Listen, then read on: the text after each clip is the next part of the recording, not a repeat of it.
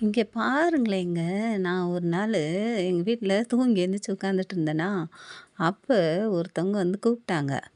"தங்கச்சி, தங்கச்சி இங்க வாம்மா" அப்படின்னாங்க. உடனே யார்ரா இது காலங்காத்தால வந்து தங்கச்சின்னு அன்போல அன்பா கூப்பிடுறது, அப்படின்னு சொல்லிட்டு வெளிய வந்து பார்த்தேங்க.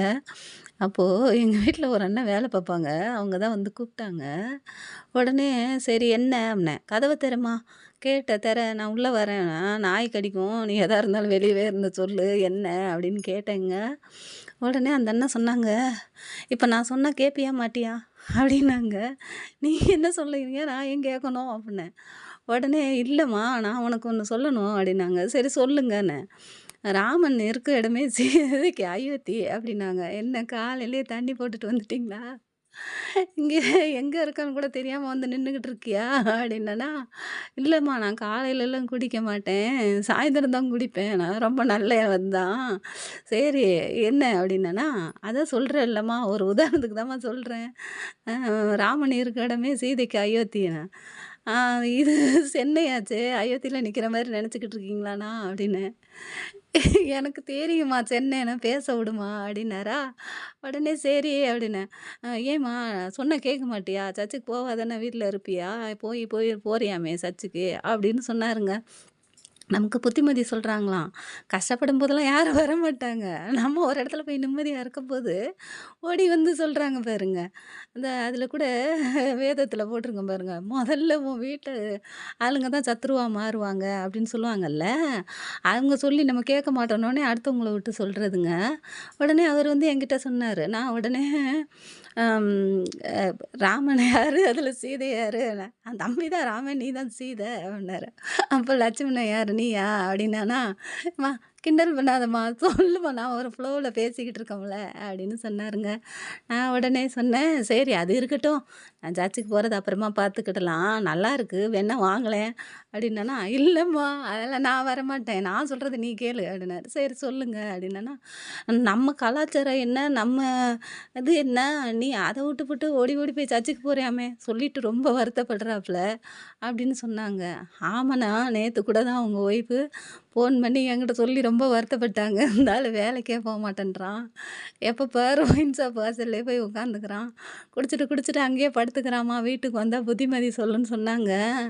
என்னண்ணா நீங்க வீட்டு பக்கமே போறதே இல்லையா? ஒயின் ஷாப்லயே டேரா போட்டீங்களா? அப்படின்னு கேட்டேனா, இல்லையேம்மா நான் போனேன். எங்கம்மா வீட்டுக்கு போனாலே சும்மா நச்சரிக்கிறா காசு காசுன்னு.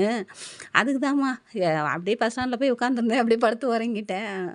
பாத்தியா உன் குடும்பத்தையே பார்க்கறதுக்கு துப்பு இல்ல. நீ வந்து என்ன வந்து சொல்ல வந்துட்டியா? அதான் ஒயின் ஷாப் வாசல்ல தானே படுத்துருக்க. நீ உனக்கு என்ன பிரச்சனை நான் சர்ச்சுக்கு போறதுல? அப்படின்னு கேட்டேங்க. உடனே ஐயோ! நான் என்ன பேச வந்து நீ என்னம்மா சொல்லிக்கிட்டு இருக்க? இந்த பாரும்மா நம்ம கடவுளுக்கும் அதுக்கும் ஆகாது. அப்படின்னு சொன்னாரு. "ஏன் ஆகாது? ஒரு நாள் தான் வந்து பாருங்களேன். அதெல்லாம் ஆகும். ஏன் ஆகாதுன்னு ஏதாவது சொன்னுச்சா என்ன?" அப்படின்னு சொன்னேங்க. உடனே அவருல, "இல்லம்மா, நான் என்ன சொல்ல வரேன்னு உனக்கு புரியவே இல்ல. மொதல்ல நான் சொல்றத நீ கேளு. போய் குடிக்கிறத நிறுத்திட்டு குடும்பத்த பாருய்யா. ஏன் அடுத்த குடும்பத்தில வந்து எட்டி பார்த்துக்கின்னு இருக்க?" அப்படின்னு சொன்னேங்க. உடனே அவருக்கு கோவம் வந்துருச்சு. என்னமோ அவன் சொன்னான், "உனக்கு பைத்தியம் பிடிச்சிருக்குன்னு." நான் கேட்கல. "இன்னையிலேருந்து உன் மூஞ்சிலயே நான் முழிக்க மாட்டேன். நான் உன்கிட்ட வந்து என் மூஞ்ச காமிக்கிறேன். போய் அந்த பக்கம்."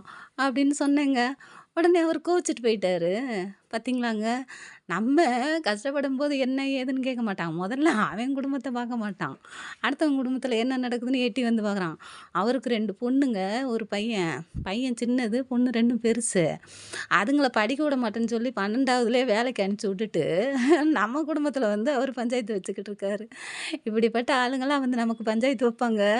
காதுல வாங்காதீங்க. அப்படியே போனா எப்படி? தண்ணீர் இல்லா ஓடம் நானே, தரையில துள்ளும் மீனானே. தண்ணீர் இல்லா ஓடம் நானே, தரையில துள்ளும் மீனானே. என் கண்ணீரால் உம்மை அழைத்தேனே, என் கண்ணீரால் உம்மை அழைத்தேனே. கர்த்தாவே எழுந்தருள்வாரே, என் கண்ணீரால் உம்மை அழைத்தேனே.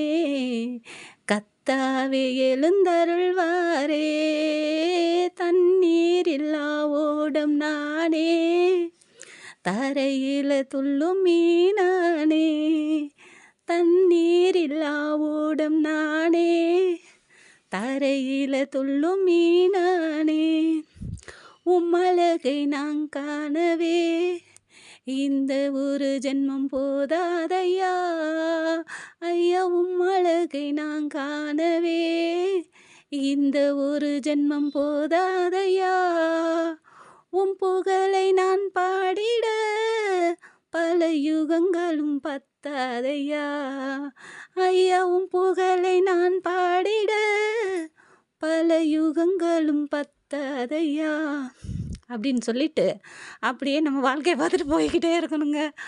அவன் சொன்னான் இவன் சொன்னான் அப்படின்னு சொல்லிட்டு கேட்கக்கூடாது. ஏன்னா நமக்கு எது நல்லது நடக்குதோ அதை தான் பார்க்கணும். அடுத்தவங்களுக்கு என்ன நடக்குது, அவங்களுக்கு என்ன பிடிச்சிருக்கு, அவங்களுக்கு என்ன பிடிக்கும், அவங்க என்ன சொல்லுவாங்க, இவங்க என்ன சொல்லுவாங்க அப்படிலாம் கேட்கக்கூடாதுங்க. நமக்கு என்ன பிடிச்சிருக்கு, நம்மக்கிட்ட கர்த்தர் எப்படி பேசுகிறாரு அதுதாங்க பார்க்கணும். பாய்.